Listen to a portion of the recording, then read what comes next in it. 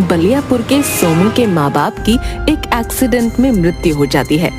उसके पिता का एक होटल था जो बहुत अच्छा चलता था। पिता की मृत्यु के बाद धीरे धीरे वहाँ ग्राहकों का आना लगभग बंद हो गया और सोमू की माली हालत बहुत खराब हो चुकी है। सोमू के घर के बाहर बहुत सारे लोग जमा हैं। मैं आप सबके हाथ जोड़ता हूँ और विनती करता हूँ, मुझे कुछ और समय दे दीजिए। मैं जल्दी ही आप सभी का कर्जा चुका दूंगा। हमें नहीं पता, अगर तुमने 1 महीने के अंदर हमारे पैसे नहीं लौटाए तो हम तुम्हारा होटल बेच देंगे और उससे अपने पैसे वसूल कर लेंगे। नहीं नहीं, आप ऐसा कुछ मत कीजिएगा, मुझे बस थोड़ा समय दे दीजिए। सोमू अपने माँ बाप का इकलौता बेटा है। मैं क्या करूं समझ नहीं आता। इस होटल को चलाने की कितनी कोशिश की पर यह होटल नहीं चला। अब तो मुझे ऐसा लगता है कि हमें यह होटल बेच देना चाहिए। आप सही कहते हैं, अब हमारे पास दूसरा कोई रास्ता नहीं है। आप होटल बेच दीजिए और उन पैसों से कर्जदारों का कर्ज चुका दीजिए। फिर हम क्या करेंगे? हमारे पास जो पैसे बचेंगे उनसे हम कोई दूसरा धंधा कर लेंगे। सोमू ने होटल बेच दिया और कर्जदारों के पैसे वापस कर दिए।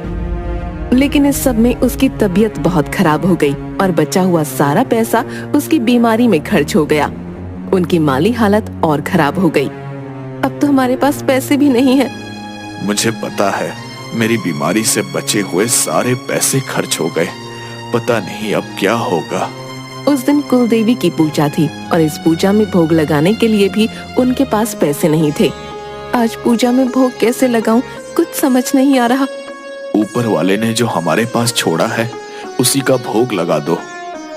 उर्मिला ने रसोई घर के डब्बे देखे। उसे सिर्फ थोड़े से चावल और जरा सा बेसन मिल गया।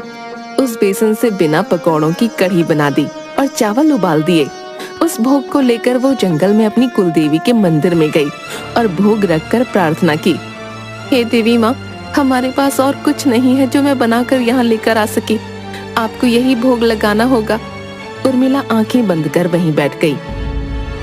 उस पेड़ पर एक जादूगरनी रहती थी जो बहुत बूढ़ी हो चुकी थी। उसने कढ़ी चावल देखे और तुरंत सारे खा लिए। तुम्हारे कढ़ी चावल तो बहुत स्वाद बने हैं, बस थोड़ी पकौड़ों की कमी है। उर्मिला ने आवाज सुनकर घबराते हुए अपनी आंखें खोलीं। आप कौन हैं और आपने ये क्या किया? तुमने ये मेरे लिए ही तो यहाँ रखे थे, मैंने खा लिए। हे राम, आपने ये क्या किया? ये तो कुलदेवी के लिए भोग रखा था, आपने वो भी खा लिया। मैं भी तो देवी हूँ। उर्मिला को उस जादूगरनी से बहस करना समझ नहीं आया और वो चुपचाप वहाँ से उठकर जाने लगी। तुम जा रही हो? तुमने बताया नहीं तुमने इस कढ़ी में पकौड़े क्यों नहीं डाले? कहाँ से डालती पकौड़े? ना घर में तेल था और ना इसके अलावा और बेसन। मैं तो भोग लगाकर बचा हुआ खाना घर वापस ले जाकर अपने परिवार के साथ खाने वाली थी, लेकिन आपने तो पूरा सफाचट कर दिया। ओह, तो ये बात है। जादूगरनी ने जादू से 2 छोटे बर्तन उर्मिला को दिए। तुम ये बर्तन अपने घर ले जाओ और इसमें कढ़ी चावल बनाना, लेकिन पकौड़े डालकर, और वापस मुझे देकर जाना। कढ़ी चावल बर्तन से नहीं, बेसन, तेल और चावल से बनता है। अपने घर जाओ, तुम्हें सब सामान मिलेगा और मेरे लिए फिर से कढ़ी चावल बना कर लाओ, वो भी पकौड़े वाली। अगर इस बार भी तुम्हारे कढ़ी चावल इतने ही स्वादिष्ट हुए तो मैं तुम्हें एक जादुई मंत्र दूंगी, जिससे तुम्हें और तुम्हारे परिवार को कभी भूखा नहीं रहना पड़ेगा। उर्मिला अपने घर गई और वहाँ उसने देखा घर में सच में थोड़ा सा बेसन, चावल और थोड़ा तेल रखा हुआ है। उसने फिर से कढ़ी चावल बनाए, वो भी पकौड़े डालकर, और जादूगरनी के पास पहुंच गई। जादूगरनी ने कढ़ी चावल खाना शुरू कर दिया।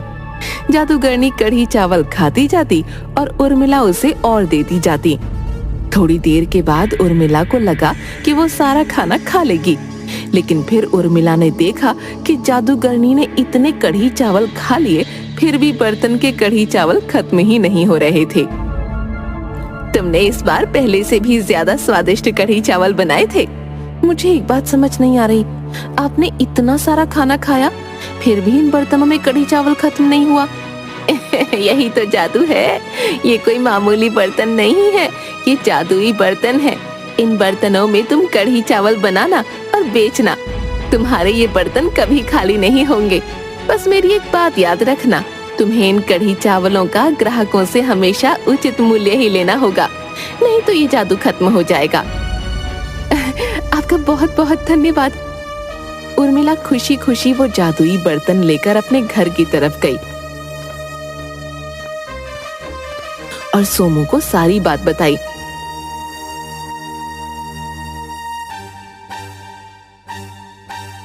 दूसरे दिन से वो दोनों बाजार में कढ़ी चावल बेचने लगे।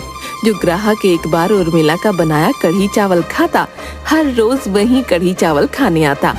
धीरे धीरे उनके कढ़ी चावल लोगों को बहुत पसंद आने लगे और उनके कढ़ी चावल के मेज के आगे लोगों की लाइनें लगने लगीं। अरे वाह भाई वाह, क्या कढ़ी चावल बनाती हो बहन, मजा ही आ गया। भाई मैं तो चाहे घर से जो मर्जी खा लूं, जब तक यहाँ के कढ़ी चावल ना खा लूं पेट नहीं भरता। अरे वाह, थोड़ा सा कढ़ी चावल और डाल दो इसमें। अरे हाँ लो ना, और लो। उर्मिला, ग्राहकों की संख्या बढ़ते देखकर मुझे ऐसा लगता है कि हम अपना होटल वापस खरीद पाएंगे। मुझे नहीं लगता कि वो समय इतना जल्दी आएगा। हमारे पास ग्राहक हमारे कढ़ी चावल के स्वाद के लिए नहीं, बल्कि उसके दाम की वजह से आते हैं। तुम्हारा मतलब क्या है? पूरे बाजार में एक प्लेट कढ़ी चावल 40 रुपए का बिकता है, हम सिर्फ 5 रुपए में बेचते हैं। हाँ, हमें थोड़ा मुनाफा कमाना चाहिए। इसलिए बोल रही हूँ कि सारा दिन धूप में बरसात में खड़े रहने के बावजूद हम कम मुनाफा कमाते हैं। हमारी स्थिति को पहले जैसा करने के लिए हमें अपने कढ़ी चावल के दाम बढ़ाने होंगे। तुम उस जादू करने की बात भूल रही हो। मुझे सब याद है, लेकिन आप भूल रहे हैं। अगर ऐसे चलता रहा और किसी दिन जादूगरनी का जादू गायब हो गया तो हमारे पास फिर से कुछ खाने को नहीं होगा। तुम्हारी बात तो सही है, लेकिन जादूगरनी की कही बात का क्या होगा अगर उसका जादू गायब हो गया तो? अगर हमारे पास फिर से पैसे आ जाएंगे और ये जादू गायब भी हो जाएगा तो भी हम उन पैसों से कुछ तो कर ही लेंगे ना। लेकिन इस तरह 5 रुपए में एक प्लेट कढ़ी चावल बेचकर जिंदगी का गुजारा कैसे कर सकते हैं? उर्मिला की बात मानकर सोमू ने कढ़ी चावलों के दाम 5 से बढ़ाकर 10 रुपए कर दिए। फिर भी बर्तनों में कढ़ी चावल खत्म नहीं होते थे। देखा, जादूगरनी को भी पता है कि हमने अपने कढ़ी चावल के दाम दूसरों से कितने कम कर रखे हैं। हाँ, हम कुछ ज्यादा ही कम मुनाफा कमा रहे थे। सब ठीक चलता रहा। कुछ समय बाद एक दिन फिर से उर्मिला ने कहा, हमें लगता है अभी भी हमारे कढ़ी चावलों के दाम कम है। हमें ये 10 रुपए की जगह 30 रुपए में बेचने चाहिए। हाँ, महंगाई भी तो कितनी बढ़ गई है। कल से हम कढ़ी चावल के दाम 10 की जगह 30 कर देते हैं। दूसरे दिन से उन्होंने कढ़ी चावलों के दाम 10 की जगह 30 रुपए प्रति प्लेट कर दिया। फिर भी दुकान पर ग्राहकों की लाइन लगी रहती थी। अरे उर्मिला ने तो अब कढ़ी चावल के दाम बढ़ा दिए हैं, लेकिन स्वाद के लिए इतना दाम तो चुकाना ही पड़ेगा। सही कहा ना भाई? बिल्कुल 100% सही बात कही है भाई। उस दिन शाम को उर्मिला और सोमू के लिए बर्तनों में कढ़ी चावल नहीं बचा।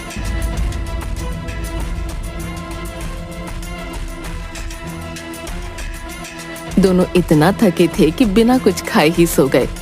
दूसरे दिन सुबह, उर्मिला, आज देखकर काम करना, कल हमारे लिए कुछ नहीं बचा था। हाँ ठीक है, लेकिन मुझे समझ नहीं आ रहा कि ऐसा क्या और क्यों हुआ। प्लेट तो तुम लगा कर देती हो ग्राहकों को। उसके बाद रोज ही ऐसा होने लगा कि सोमू और उर्मिला के लिए खाने को कुछ नहीं बचता। वो इतने थके होते कि वापस आकर कुछ पकाकर खाने की भी हिम्मत नहीं बचती, तो वो रोज बाहर से खाने के लिए कुछ लाने लगे। इस हफ्ते हमारे पास ज्यादा पैसे नहीं बचे हैं। हाँ, हमने रोज रोज बाहर से खाना जो लिया है। तो क्या करें? कुछ नहीं, कढ़ी चावल के दाम थोड़े और बढ़ा दो ताकि हमारा खर्चा भी तो निकल आए। तुम ठीक कहती हो, आज से कढ़ी चावल के दाम 30 की जगह 35 रुपए प्लेट कर देते हैं। उन्होंने कढ़ी चावलों के दाम 30 की जगह 35 रुपए प्लेट कर दिया। लेकिन उस दिन दोपहर होते होते ही बर्तनों में कढ़ी चावल खत्म हो गए और उन्हें घर वापस आना पड़ा। 2-4 दिन ऐसे ही चलता रहा। अगर आधे दिन में ही हमें दुकान बंद करनी पड़े तो ऐसे कैसे चलेगा? उर्मिला, तुम सही कह रही हो। इस तरह तो हम कुछ भी नहीं कर पाएंगे। अब हम 35 की जगह कढ़ी चावल के दाम 40 प्लेट कर देते हैं। हाँ, यही सही रहेगा। आधे दिन में ही हम उतना मुनाफा कमा लेंगे जितना पहले कमाते थे। दूसरे दिन से दोनों ने कढ़ी चावलों के दाम 35 की जगह 40 रुपए प्लेट कर दिया। उर्मिला घर से जितने कढ़ी चावल बनाकर ले गई थी वो सिर्फ 10 प्लेट हुए। उसके बाद बर्तनों में कढ़ी चावल खत्म हो गए। दोनों को 1 घंटे बाद ही घर वापस आना पड़ा। मुझे लगता है जादूगरनी ने अपना जादू वापस ले लिया है। तुम सही कह रहे हो। हमारे पास कितने पैसे बचे होंगे? ज्यादा नहीं, सिर्फ 400 रुपए बचे हैं। इतने में तो कुछ भी नहीं होगा। ये सब हमारे लालच की वजह से ही हुआ है। अगर हम कढ़ी चावल के दाम 5 से 10 ही रखते तो आज हमें ये दिन नहीं देखना पड़ता। मैं भी आती हूँ।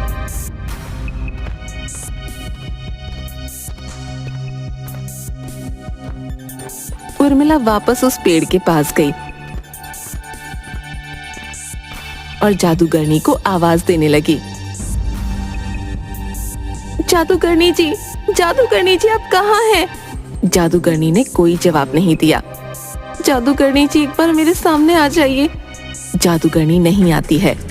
सिर्फ एक बार मेरे सामने आ जाइए, मुझे आपसे बहुत जरूरी बात करनी है। हाँ बोलो, तुम्हें क्या बात करनी है? मुझे माफ कर दीजिए, माफ कर दीजिए, मुझे मैंने लालच किया। हाँ तुमने सही कहा, तुमने लालच किया। मैंने तुमसे कहा था तुम अपने कढ़ी चावलों के दाम ज्यादा नहीं रखोगी, उसे कम मुनाफे पर ही बेचकर पैसा कमाओगी, लेकिन तुमने ऐसा नहीं किया। अपने लालच में तुमने सब गंवा दिया। मुझे माफ कर दीजिए, मैं जानती हूँ बहुत बड़ी गलती की मैंने। मैं कम मेहनत में ज्यादा पैसे बनाना चाहती थी, मुझे माफ कर दीजिए। ठीक है, मैं तुम्हें माफ करती हूँ।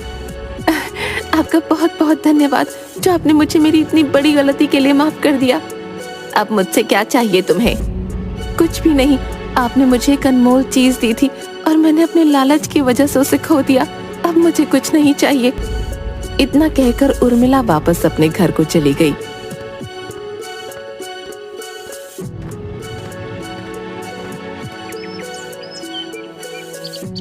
दोनों ने काम की तलाश के लिए बहुत मेहनत की। लोगों के पास गए, दुकानों पर गए, लेकिन किसी ने उन्हें कोई काम नहीं दिया।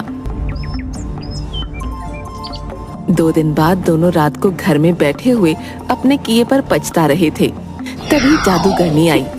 उर्मिला, मैं तुम्हारे घर कढ़ी चावल खाने आई हूँ, वो भी तुम्हारे हाथ के बने हुए। बैठिए, मैं जरूर आपके लिए कढ़ी चावल बनाऊंगी, लेकिन बिना पकौड़ों के। तुम्हें पता है मुझे बिना पकौड़ों के कढ़ी चावल पसंद नहीं। बिना पकौड़े के मत बनाना। हमारे घर में तेल नहीं है। अपने रसोई घर में जाकर तो देखो। उर्मिला रसोई में गई और उसे वहाँ तेल की बोतल दिखी। उसने जादूगरनी के लिए पकौड़े डालकर कढ़ी चावल बनाए और बड़े प्रेम से उसे खिलाने बैठ गई। जादूगरनी ने पेट भर कर कढ़ी चावल खाए।